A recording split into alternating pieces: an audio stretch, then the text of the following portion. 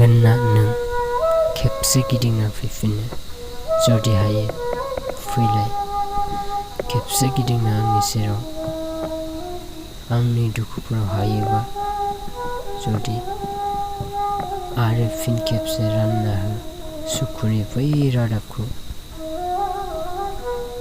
आं जे हायाखै मोनथिगौ नोंनि अनगायै जिउआव थावरिनो, अराय सम नोंखौ बजबना लादों आंनि गोसो सिङाव आरो फोथायना लाखिदों नोंजों बारहोनाय बै गासै समफोरनि रादाबाव।